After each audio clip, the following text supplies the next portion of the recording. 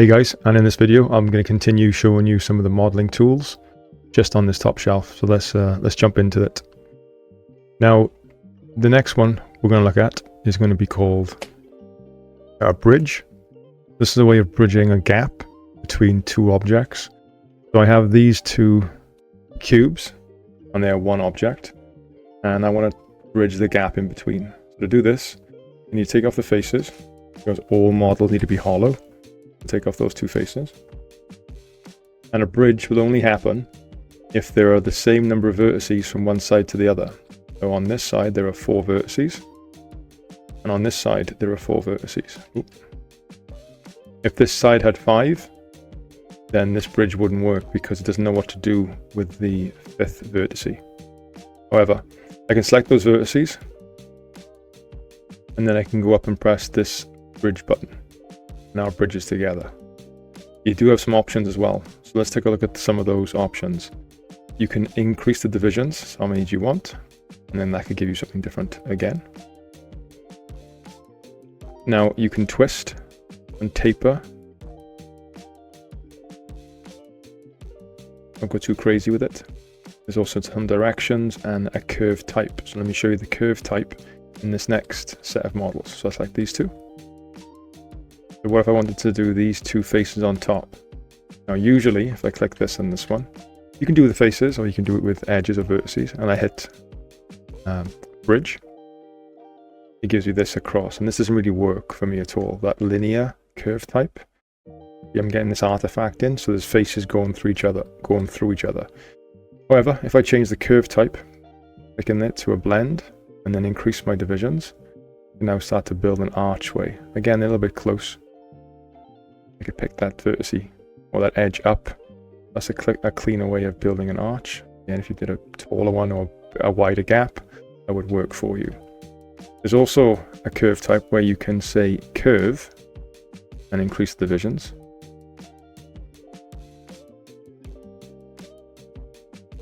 Let's try that.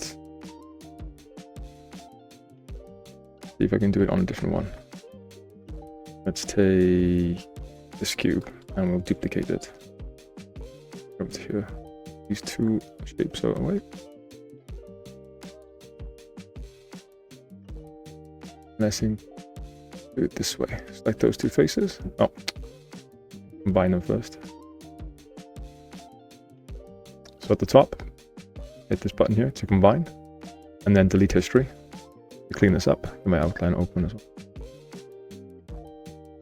And then select this face and this face. I'm going to go up to my edit mesh. I'm going to go to, this time the bridge, go to the option box of that.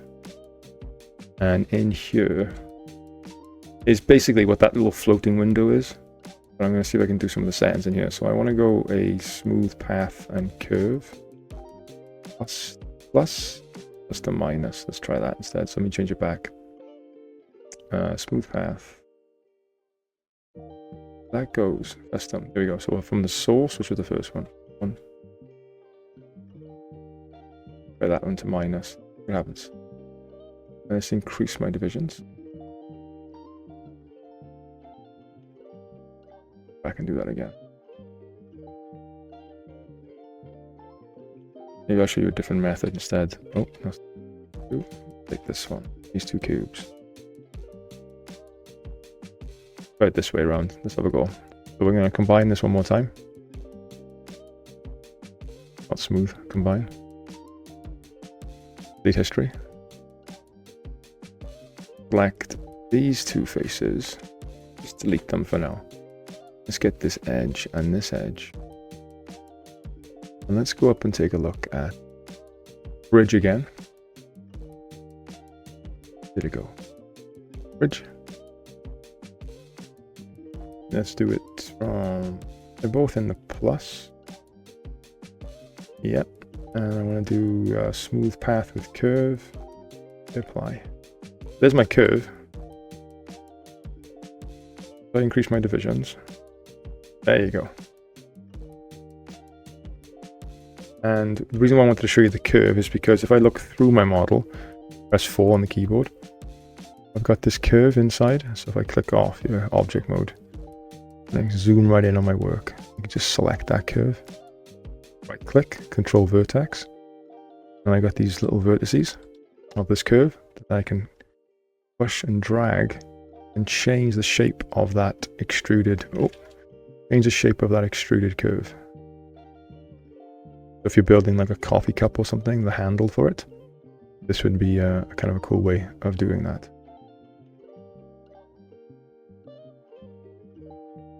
Back to object mode. There you go. Yeah, that one didn't work that well for me. And this one was a little bit better. Let's just move it over here.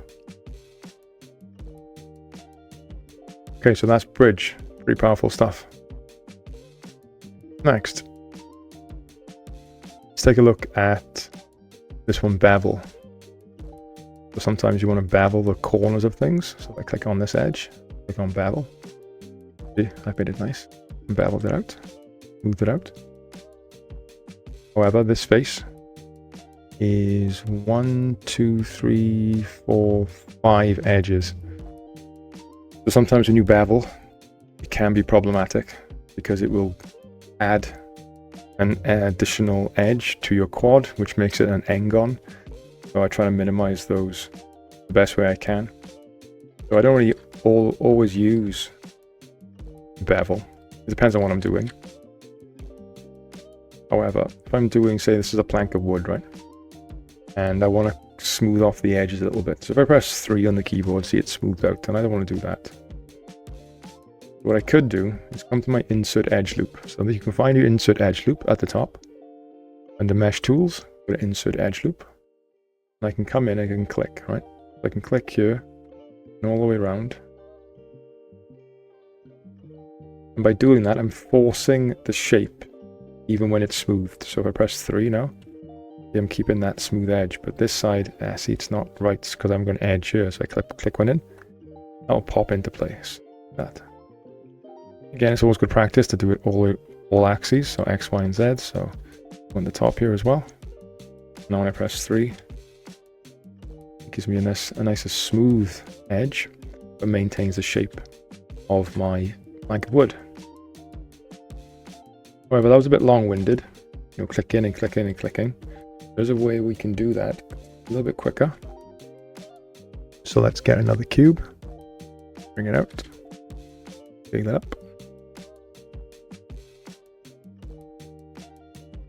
And I can do that with bevel. If I select all the edges here, all these border edges,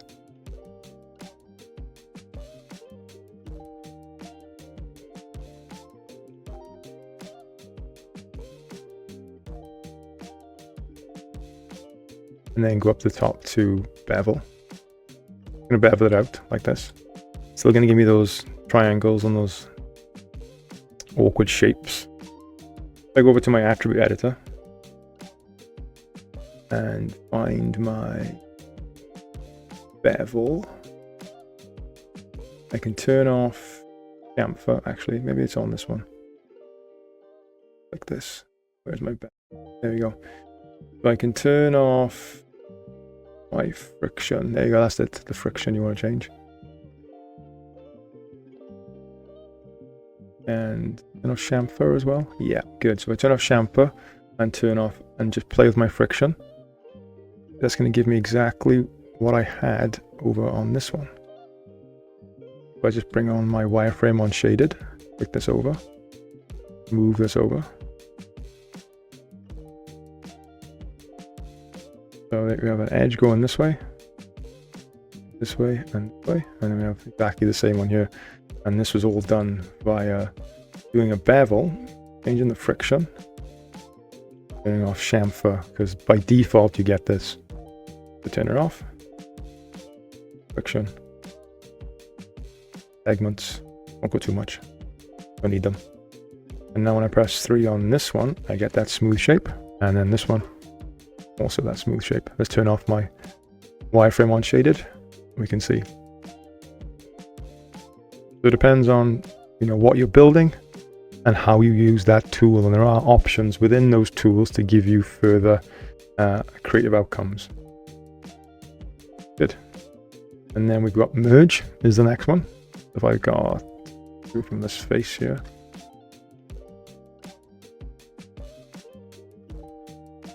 I'll do something really small. Do this. And you might want to take this edge, extrude it, so Control E to extrude it over like this. Problem being is now I have to take the vertices, these vertices, and this vertice, and this vertice, and I have to snap them together or merge them. There are a number of ways you can do this. So let's put another edge loop in here. I can show you kind of 3 ways in which we could do this. Let's insert an edge loop, just put one here, like that. There you go. All right. We have these vertices got to be connected, these two got to be connected, and then these two got to be connected. Let me blow this up a little bit.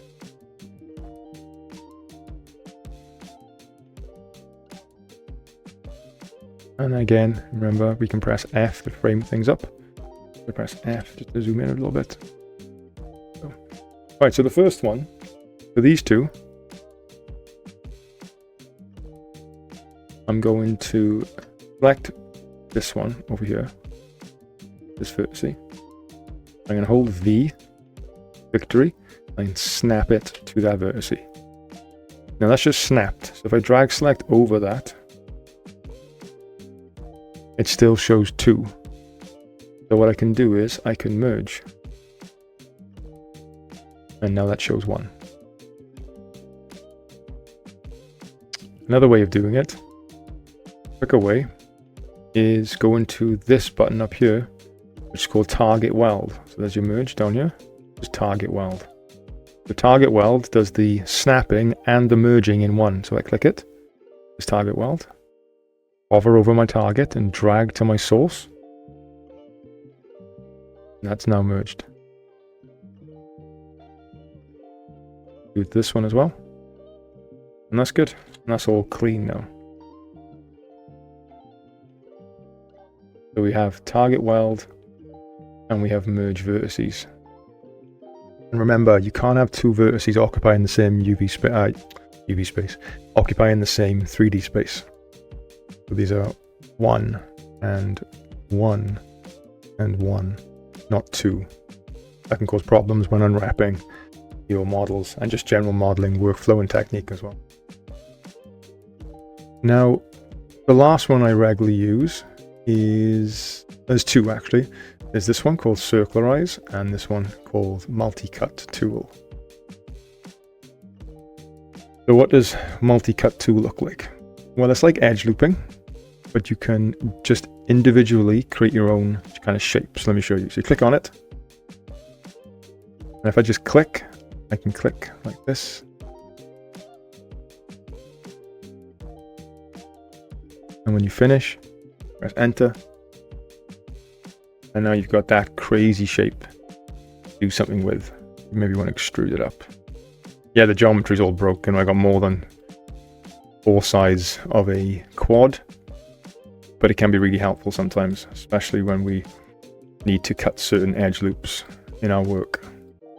Now, insert edge loop is up here. Insert edge loop. Or if we go to multi-cut tool, I can hold control and there's my loop. Maybe you wanted to go an edge from there over to there, for example. I click on the start, go to the end, and press enter.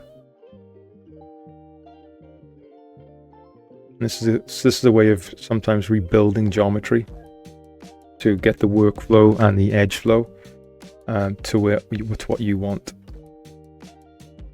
Insert edge loop, multi-cut tool. Remember, I always press W to come out of any tool when I finish. You can press this one up here.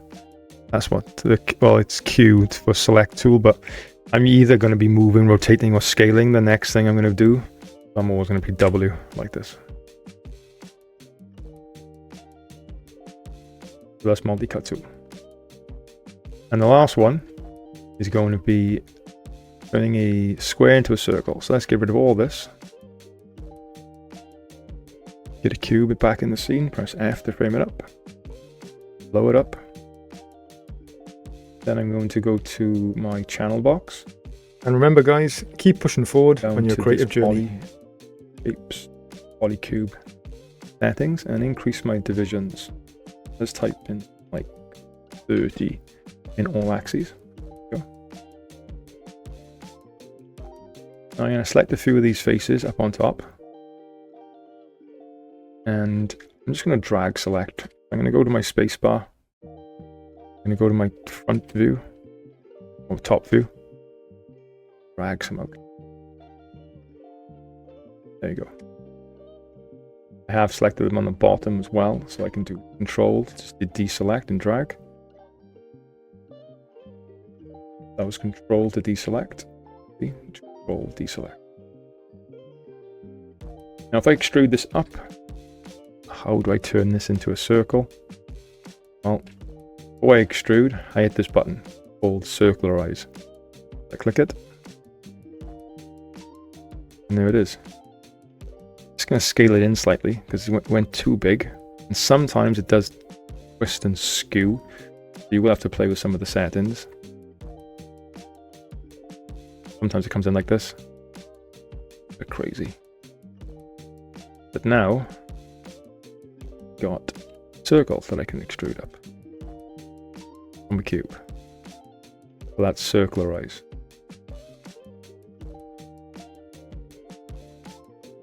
Good. Right, let's get another one in there. There's a few more. Press F to frame it up. Always. Oh, actually, just make it bigger. There you go. Let's insert an edge loop. I'm going to use my multi-cut tool, hold Control, and just insert a couple of edge loops.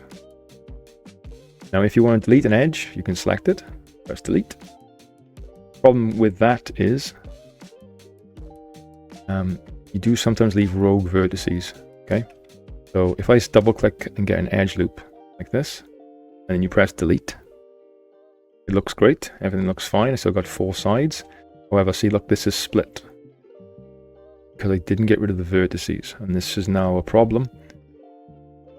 So instead of pressing delete on a curve, on an edge, like an edge loop, we're going to do control delete. And then that will get rid of the vertices as well, so keeping our geometry clean. Press control delete to delete any edge loops. Take the vertices with you. Last one. This is going to be a plane. We get a plane. Come over to my panel box and increase my subdivisions, something like 50. Bigger. So I'm going to select the vertices, right, and then just click on any vertice like this. Just drag it up. So right click, vertice, and just drag up a vertice. Now if I click another one and press B for Bravo, it says soft selection mode is on. What is soft selection? So if I go over to the move tool, just on the left hand side here, double click it. It brings up my tool settings for that move tool. And then you have rotation and scale as well. But inside move, I can come down to where it says soft selection. I've got a few options in here. And the fall off radius, well, this is a bit too small, so I increase that. The radius gets bigger. And there's a cone of influence. So the yellow will be really influenced. And that will fade off as it goes to black. So with one vertice, with soft selection off, this happened. And with one vertice with soft selection on, this happens. And you can change the fall off if you want to. Do different things. You can do different curve presets. So let's select one of these over here and change the preset. See, this is something way different.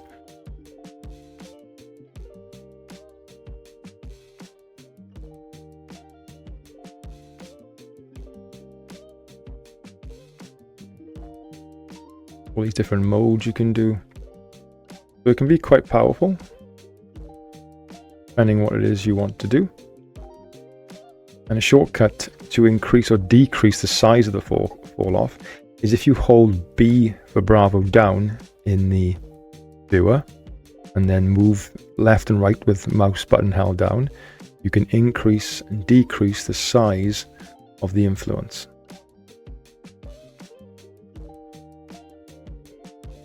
And knowing the size of your influence is important. And I'll show you why. If I get a cube I get any shape this year, I get this sphere. And if I ask sometimes to move an object, I see a lot of new users. They might just select all the faces and then just move the object, right? Why can't I move that? Am I locked in somewhere? Let's have a look.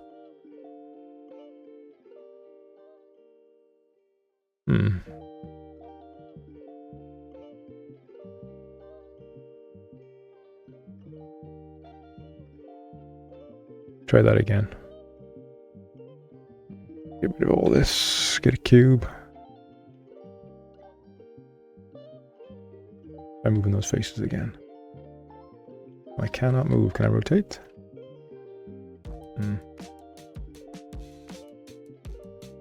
Interesting.